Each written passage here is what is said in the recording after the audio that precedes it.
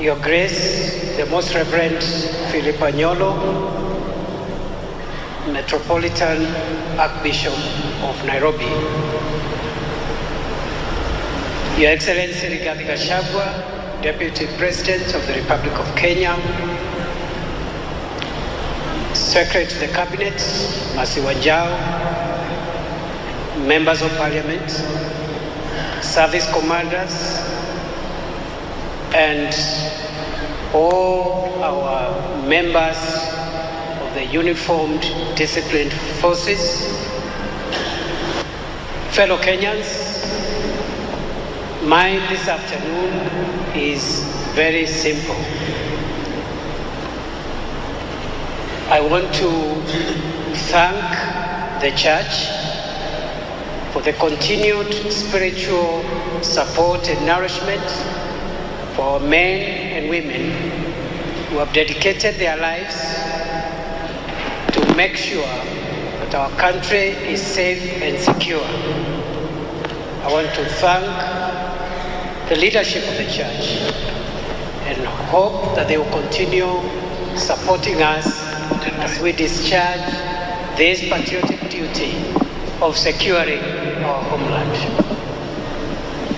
Secondly, I take this opportunity to thank members of the uniformed disciplined forces for the sacrifices they continue to make in protecting the rest of us, protecting the property of their fellow citizens, protecting the natural resources that God has given us, including our wildlife, our forests, and our environment. I want to thank each one of you for the sacrifices that you continue to make in helping us secure our nation. I want to assure you of the government's commitment to support you in your work. And as the minister responsible for the policy direction in the security sector, I want to assure you and your families that we will continue to improve the policy space upon which you work so that you feel appreciated and recognized because of the very important service you continue to provide to our nation. I do know that I'm coming in the ministry when a number of reforms are ongoing on the improvement of the welfare of officers, and I want to assure you and your families that we will continue building on those reforms to make sure that as you take care of us, we also take care of your welfare so that we can have a situation where our officers have morale, and when they go home appreciated, and then with the full knowledge that the country appreciates what they do for the rest of us. Therefore, today is a day just to give thanks to God for protecting us and keeping us safe. And in a special way, I want to appreciate the families of the members of the uniformed disciplined forces who have to bear with your long hours of work and absence from home. And to every spouse, every child, every relative, and every neighbor of these men and women in uniform, I must say a special thank you for giving the social support to these colleagues to make sure that they do their duty. And many times you have to bear with the consequences of the nature of their work.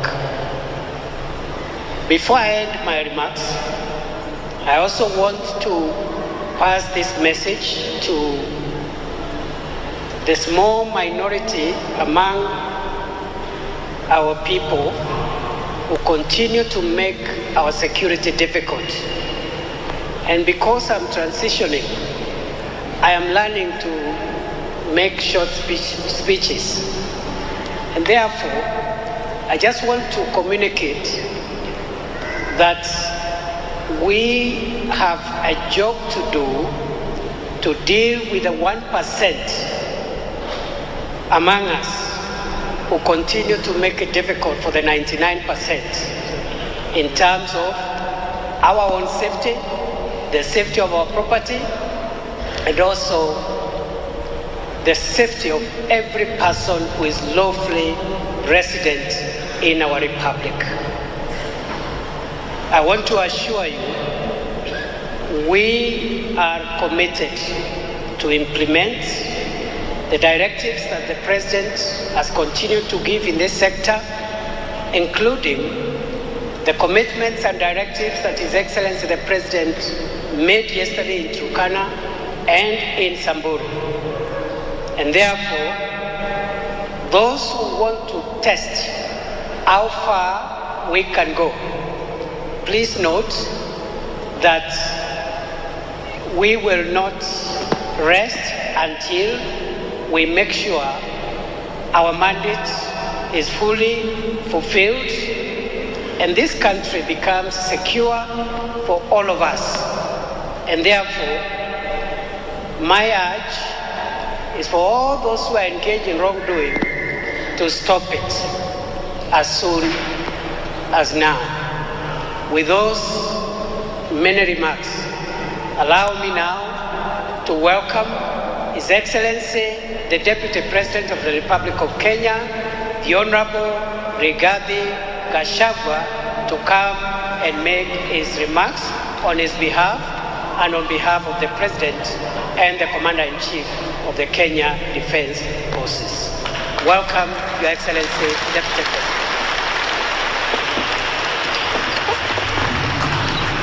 Thank you very much. Please be seated.